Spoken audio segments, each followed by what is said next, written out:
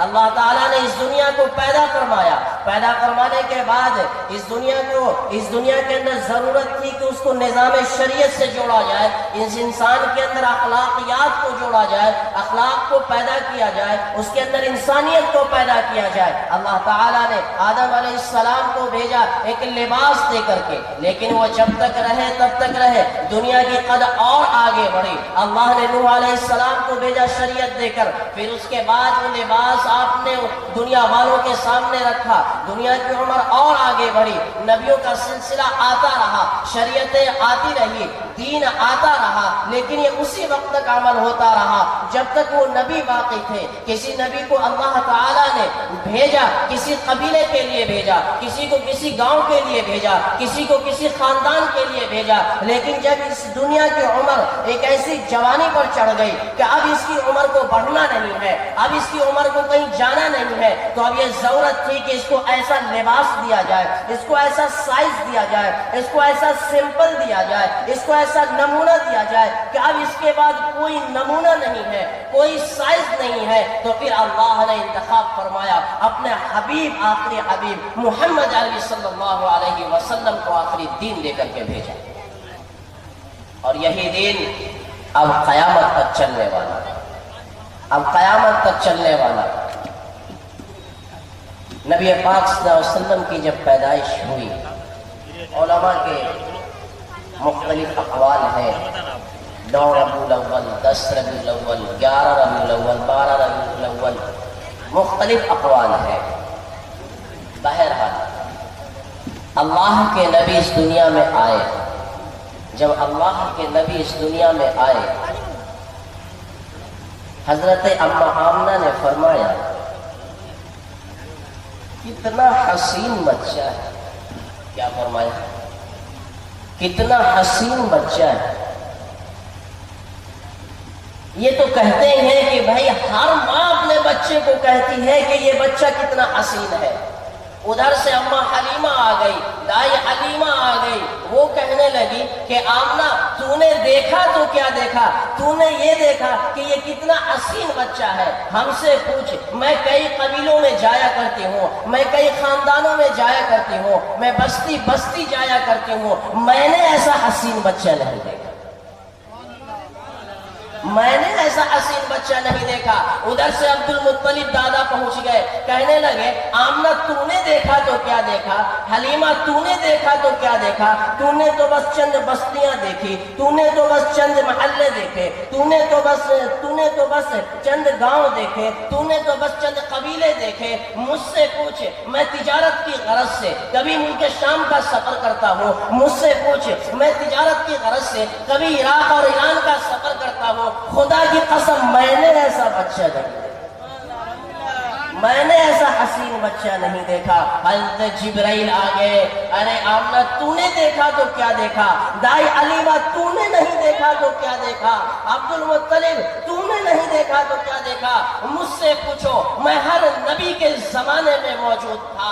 آج حضرت آدم کو میں نے عرفات کے میدان میں دیکھا، حضرت نوح کو میں نے حضرت نوح کو کشتی کا ملاح بنتے دیکھا، حضرت ابراہیم کو آگ میں پڑے ہوئے دیکھا، حضرت اسماعیل کو چھری کے نیچے دیکھا، حضرت یونس کو مچھلی کے پیٹ میں دیکھا، اور اس وقت سے لے کر جب سے دنیا قائم ہوئی اس وقت سے لے کر آج تک خدا کی قسم میں نے عرش سے فرش تک ایسا بچہ نہیں دیکھا۔ اللہ نے کہا اگر اس بول پر آپ خاموش رہے تو مجھے نہیں سمجھ میں آتا کہ آپ واقعی نبی کی محبت میں آ کر کے بیٹھے۔ جی جبرائیل امین نے سارا زمانہ گھوم کر کیا کہا، میں نے ایسا بچہ نہیں دیکھا۔ اللہ نے کہا حلیمہ، آمنہ، عبد المطلب، جبرائیل، تم سب ساری کائنات کے لوگ اس وقت جیسا پیدا کرتا. جب میں محمد جیسا کسی کو پیدا کرتا، محمد جیسا میں نے بنایا. میں نے محمد کو جس سانچے میں ڈھالا وہ سانچہ ہی دوبارہ تو اس سانچے میں کسی کو ڈھالا ہی. اللہ نے سب سے پہلے چنا، انسانوں کو چنا. انسانوں میں سے جنہیں چنا ان کے بارے میں فرمایا ان اللہ اصطفیٰ آدم و نوح ابراہیم. ان اللہ اصطفیٰ آدم نوح ابراہیم. آدم کو چنا، ابراہیم کو چنا، نوح کو چنا. اصطفیٰ کا مطلب ہوتا ہے چننا. اصطفیٰ کا مطلب ہوتا ہے چننا. اللہ نے ابراہیم کو چنا، نوح کو چنا، آدم کو چنا، اسماعیل کو چنا، زکریا کو چنا، یحییٰ کو چنا، یعقوب کو چنا، یونس کو چنا، الیاس کو چنا. سب کو چن لیا. فرمایا اصطفیٰ آدم، اصطفیٰ نوح، اصطفیٰ یونس، اصطفیٰ زکریا، اصطفیٰ یوسف، اصطفیٰ یعقوب، اصطفیٰ. لیکن جب میری محمد کی باری آئی فرمایا ان سب کو جمع کر دو تو ہو جاتا ہے محمد مصطفیٰ. ان سب کو جمع کرو بنتا ہے محمد مصطفیٰ. وہ نبی مصطفیٰ کون ہے؟ اللہ نے چنا تو چننے میں صرف انسانوں کا انتخاب فرمایا. انسانوں میں سے نبیوں کو چنا، نبیوں میں سے اصطفیٰ فرمایا، اصطفیٰ سے مصطفیٰ فرمایا. اور پھر جس جگہ پر چنا اس جگہ کو چنا. ساری کائنات میں اللہ نے عرب کو چنا، عرب سے حجاز کو چنا، حجاز سے مکے کو چنا، اور مکے کے اندر بیت اللہ کے بغل میں عبداللہ کے گھر کو چنا. وہاں اپنے حبیب کو پیدا فرمایا. وہاں اپنے حبیب کو پیدا فرمایا. میں ایک آیت کی تشریح کرنے چلا ہوں، تھوڑا سنیں. لا اقسم، اللہ نے فرمایا لا اقسم بهذا البلد وانت حل بهذا البلد. لا اقسم بهذا البلد. علماء فرماتے ہیں، علماء حضرات یہاں بیٹھے ہیں وہ جانتے ہیں لا کا مطلب اس جگہ پر، لا کا معنی ہوتا ہے نہیں، لیکن اس جگہ پر لا زائدہ، یعنی اس کا معنی نہیں ہے. لا زائدہ یہ عمل نہیں کرے. کوئی مقرر یہ نہیں چاہتا کہ ان کی گفتگو کے اندر کوئی بات زیادہ ہو. کوئی خطیب یہ نہیں چاہتا کہ ان کی بات کے اندر کوئی بات زیادہ ہو. کوئی مصنف یہ نہیں چاہتا کہ ان کی تصنیف کے اندر کوئی لفظ زیادہ ہو. تو کیا اللہ نے قرآن میں حروف زائد کا استعمال کیسے فرمایا؟ میں کہتا ہوں اس لفظ کا معنی علماء نے جو لکھا اپنی جگہ پر برحق، اس کو تھوڑی دیر کے لیے لا کو اپنی جگہ پر رہنے دیں. لا کو اپنی جگہ پر رہنے دیں. لا اقسم بهذا البلد، قسم ہے اس شہر کی مکہ. وانت حل بهذا البلد ووالد وما ولد. قسم کب کھائی جاتی ہے؟ قسم کسی بات کو پختہ کرنے کے لیے، مضبوط کرنے کے لیے قسم کھائی جاتی ہے کسی بات کو. اللہ فرماتے ہیں ووالد وما ولد. قسم کی کوئی ضرورت نہیں. اے میرے محبوب یہی کیا کم ہے کہ تو مکے کے اندر پیدا ہوا، یہی کیا کم ہے کہ میرا محبوب اس مکے کے اندر پیدا ہوا. اللہ تعالیٰ نے قرآن کریم کے اندر ارشاد فرمایا وَإِذْ أَخَذَ اللَّهُ مِيثَاقَ النَّبِيِّينَ. وہ نبی، وہ آخری نبی، وہ سب سے پیارا نبی، وہ آخری نبی، ہادی نبی، وہ رسول نبی،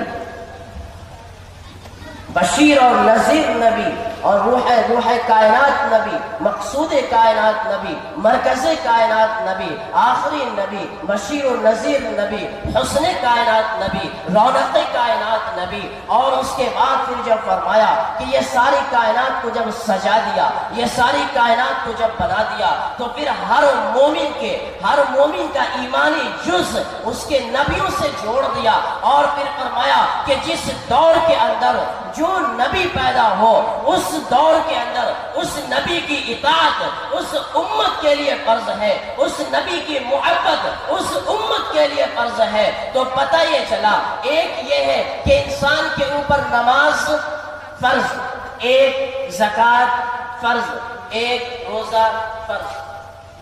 نماز فرض ہے نا، لیکن کب؟ ابھی نماز فرض ہے نہیں، ہم نے عشاء کی نماز ادا کر لی، ابھی تو نماز فرض نہیں، زکوٰۃ فرض نہیں، وہ سال گزرے گا، شرائط پائے جائیں گے، تب زکوٰۃ فرض ہوگی۔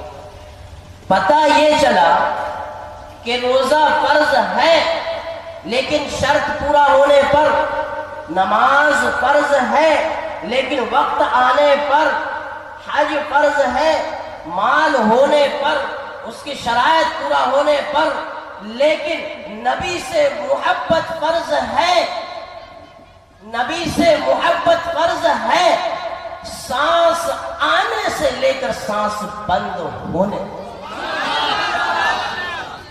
سانس آنے سے لے کر سانس بند ہونے، نبی سے محبت ہر وقت فرض ہے۔ فرمایا لا یؤمن احدکم حتی اکون احب الیہ من والدہ وولدہ والناس اجمعین۔ محبت فرض ہے، کیسی محبت؟ اللہ اے حبیب میرے نبی، میں ماں باپ سے محبت کرتا، یہ کافی نہیں؟ نبی نے فرمایا نہیں، لا یؤمن، میں اپنے اولاد سے محبت کرتا ہوں، یہ کافی نہیں؟ آقا فرماتے لا یؤمن، کافی نہیں، میں خاندان والوں سے محبت کرتا ہوں، کافی نہیں؟ آقا فرماتے لا یؤمن، کافی نہیں، میں بیوی بال بچوں سے محبت کرتا ہوں، یہ کافی نہیں؟ کہا لا یؤمن، یہ کافی نہیں، میں زمین اور جائیداد سے محبت کرتا ہوں، یہ کافی نہیں؟ آقا فرماتے لا یؤمن، یہ کافی نہیں۔ پھر معیار محبت کیا ہے؟ محبت کا حق کیا ہے؟ محبت کی قسم بھی کیا ہے؟ فرمایا من والدہ وولدہ والناس اجمعین۔ اس کائنات کے اندر محبت کا جو معیار ہے نبی سے، وہ یہ ہے کہ محبت نبی سے ایسی ہو جیسی باپ سے بھی نہ ہو، جیسی ماں سے بھی نہ ہو، جیسی اولاد سے بھی نہ ہو، جیسی زمین و جائیداد سے بھی نہ ہو، ماں سے بھی بڑھ کر محبت ہو، باپ سے بھی بڑھ کر محبت ہو، اولاد سے بڑھ کر محبت ہو، زمین و جائیداد سے بڑھ کر محبت ہو، ساری چیزوں سے بڑھ کر، جب تک نبی سے محبت، یہاں تک کہ اپنی جان سے بھی بڑھ کر نبی سے محبت نہیں ہوگی، محبت کامل نہیں ہو سکتی۔ اب محبت کا تقاضا کیا ہے؟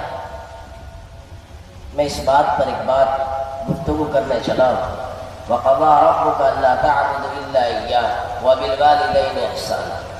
اللہ قرآن میں فرماتے ہیں ماں باپ کے ساتھ انسان کو کتنی محبت ہوتی ہے، بہت محبت ہوتی ہے۔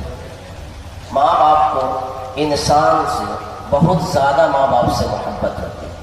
اصول جو قرآن نے بتایا، ماں باپ کے ساتھ حسن سلوک کیسا ہونا چاہیے؟